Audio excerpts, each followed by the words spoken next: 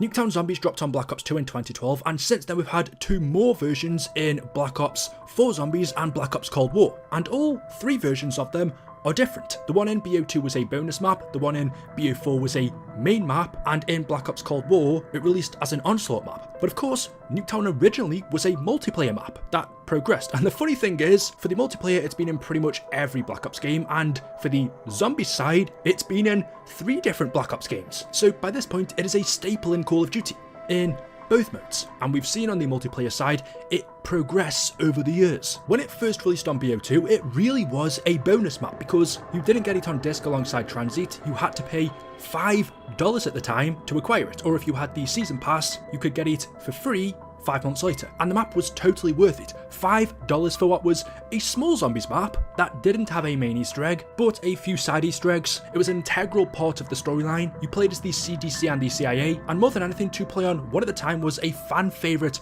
multiplayer map in zombies was cool, so it was extremely popular and welcome. Although it looks like Nuketown should take place in the past, in the 60s, 70s, the 80s during the Cold War, in zombies it actually took place in the year 2025, pretty much the exact same time as the events on Moon, just before the rockets hit Earth. And we know that because when you die in Nuketown, you see in the ending cutscene, one of the rockets from Moon hits and destroys everything. But whilst you're playing, it is simultaneous to the Moon Easter egg, because if you listen to the TVs or radios around the map, you can hear Richtofen saying the exact same quotes he said on Moon. So from a storyline point of view, Nuketown Zombies was super interesting for anyone that was invested in the story. This was a must-have map. When you first spawn into the map as the CIA or CDC, you arrive here right after the nuclear explosion that was caused by Broken Arrow mining element 115. You're basically here to investigate the area where, because of the nuke, and I love this excuse, that is the reason for areas being blocked off. Debris and rocks block up certain paths, which makes navigating and manoeuvring around the area difficult, and it also means the layout to Nuketown Zombies is slightly different to what it is in multiplayer. It's not quite as open. Another thing I loved about Nuketown Zombies, which made it unique compared to any other zombies map, was how the perks and pack-a-punch machines spawned in. Instead of them just being there on the map in specific locations for you to use anytime you wanted, in Nuketown they dropped from the sky randomly on different rounds. So this meant in some games you would get, for example, Juggernog on round 5, or on other games you wouldn't be able to get Jug until round 20, which could be the difference between life and death. If you're not a very good zombies player, there's a chance that you're not even going to survive to round 20 without Juggernog. You'll die before you even get the chance to buy that perk. This would mean a lot of players would then just quit the game if they didn't get it early on and then restart, but it did mean each and every game you played of Nuketown was difficult and different. Call of Duty Zombies at times can be repetitive. You are doing the same thing over and over again, spawning in, buying the same perks each time in a certain order. If you're not insane, you're always going to purchase Quick Revive and then Juggernog as your first 2. The rest don't really matter, and you're also going to pack a punch as soon as possible.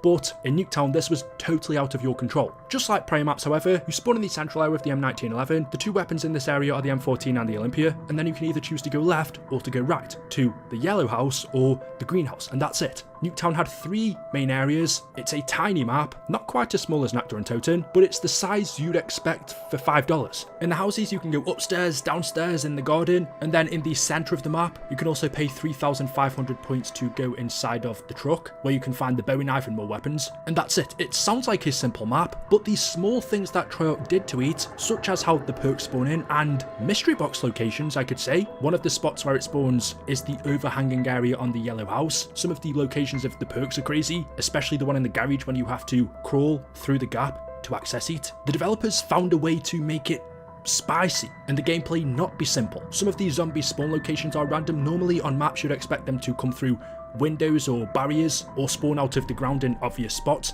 but again in Nuketown, because the whole map is surrounded by a fence and there are rocks everywhere, they can spawn over these rocks, come over multiple areas of the fence from outside of the map, spawn out of the ground in random locations. To me, they did such a good job when it would have been easy for them to simply copy the layout from multiplayer, have these zombies come in over the fence of the map. That would just be zombies on the multiplayer map, which we did see later on in Black Ops Cold War in Onslaught, but this version of Nuketown Zombies felt like a zombies map. When you look at it, even though the layout's almost identical, it has a zombies atmosphere. It's dark, grungy, destroyed as you'd expect because a nuke's just gone off. It almost looks like a post-apocalyptic zombified wasteland. Now, that doesn't mean Nuketown's perfect. It doesn't have its own wonder weapon, for example, which would have been nice even though it's a bonus map, but I think the ray gun is enough. Something I should mention that I've just remembered is Carpenter wasn't actually on Nuketown, a power-up that was a staple in Call of Duty Zombies at that point, even though Treyarch have got rid of it now in Black Ops Cold War. However, in Nuketown Zombies,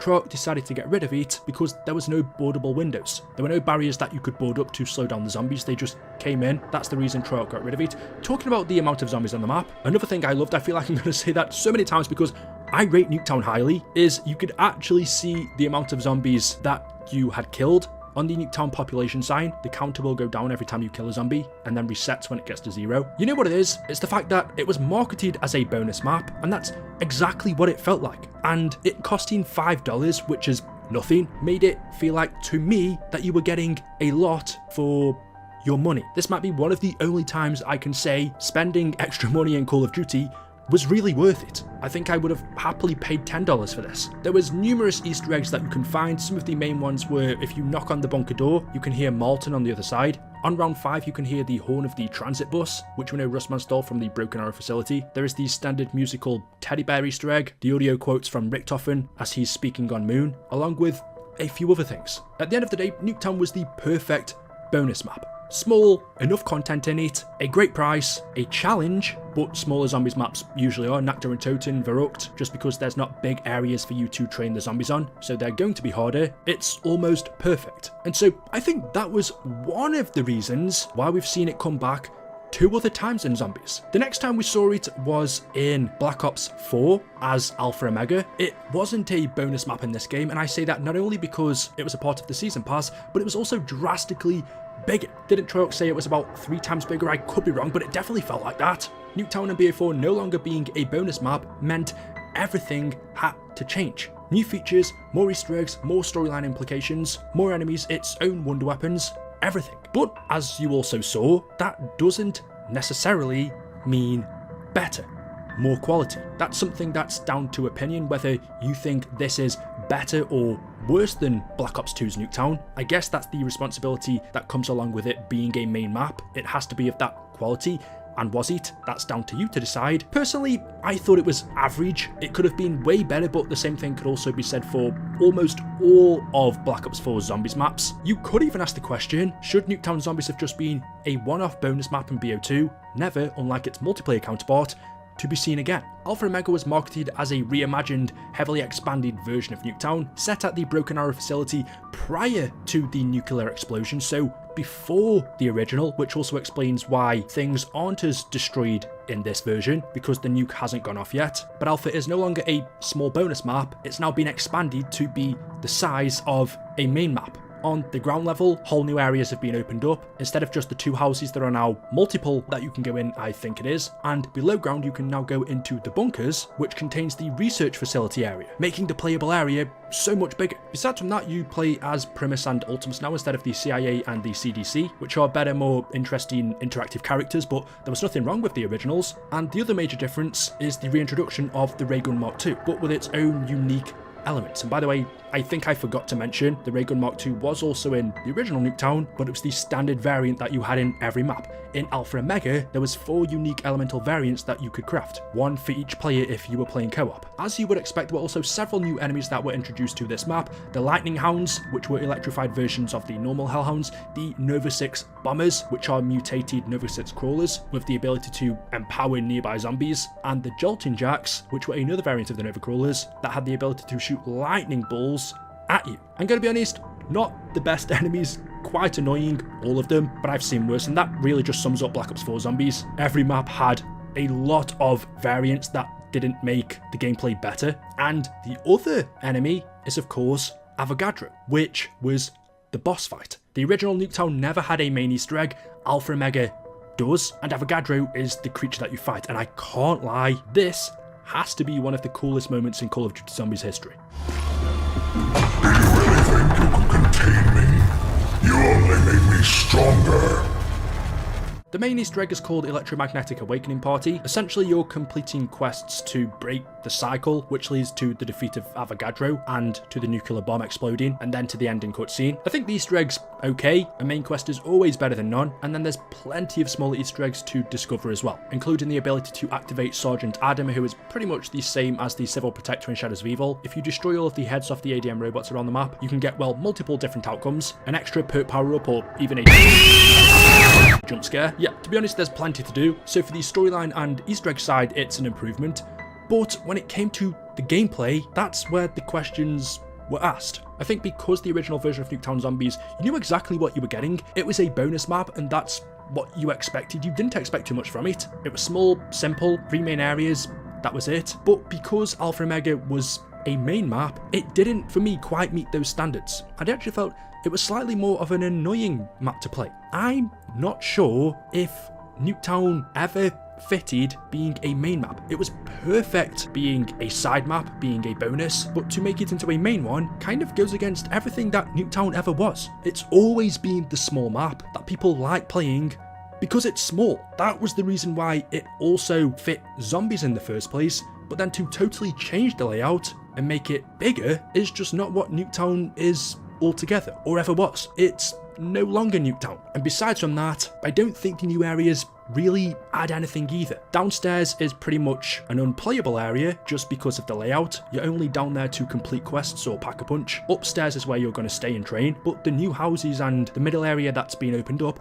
also aren't really playable areas. You're still gonna stay near the bus and the truck, or in the gardens of the yellow and green house. It's not like on the Shinonuma version of Vanguard Zombies where they added the whole new area, which complemented it. It's not like Blood of the Dead, where they added the new areas, which, okay, you probably still stay in the prison, but I found myself going there a lot. The expansion of Nuketown Zombies meant this was no longer Nuketown Zombies. You change that drastically, and then it just becomes another normal map, and an average one at that. So for that reason, Alpha Omega as a reimagined Nuketown failed. I don't think the map is the sole reason for that. Black Ops 4 as a whole has a big part to play, and the mechanics surrounding it, but for me, it wasn't as good as the original. However, in Black Ops Cold War, Treyarch gave it one more try. I'm willing to bet some of you don't even know this exists. Don't worry, I forget about it half of the time as well. But as a part of Onslaught, which is a game mode in Black Ops Cold War, you can play every single multiplayer map in that game with zombies on them. So technically they are MP maps with zombies, not multiplayer maps that have been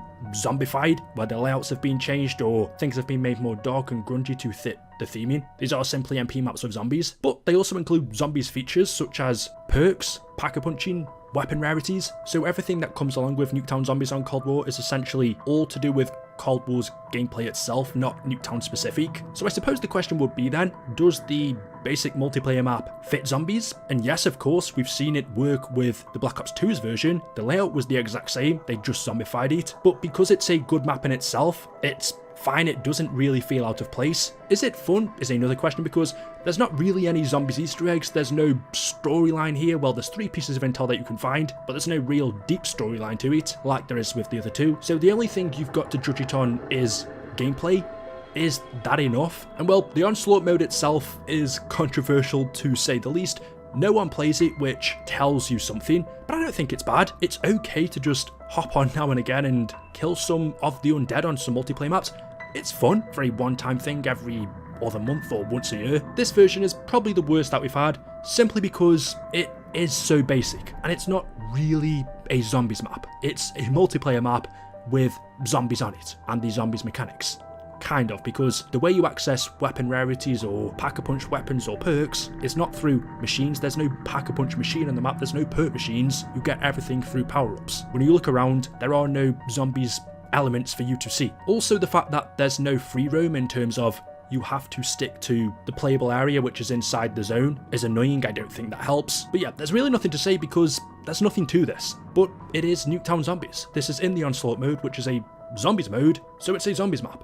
Barely. But that is the history of Nuketown Zombies. We've seen 3 versions of it. I will also mention you could play the Black Ops 3 version of Nuketown, where there was an Easter egg that you could do that would turn the mannequins into, not zombies, but they would act like the undead. I'm not going to class that though. These 3, however, do count. Whether we'll ever see Nuketown return as a zombies map again, I don't know. I think they should leave it for now, unless they want to remaster the original version in BO2. I don't want to see any reimaginings, because that's not what makes Nuketown good. Nuketown is great because it's Nuketown. We then start to change all of that. As we've seen with all of the variants over the years when it comes to the multiplayer side, it doesn't always work, but it's interesting to see its evolution. So there we go. Let me know your thoughts in the comment section below. As always, hopefully you've enjoyed. If you have, drop a like rating. Make sure you are subscribed to stay up to date with the latest videos on the channel. Thank you all for watching, and I will see you in the next one. Until then, goodbye.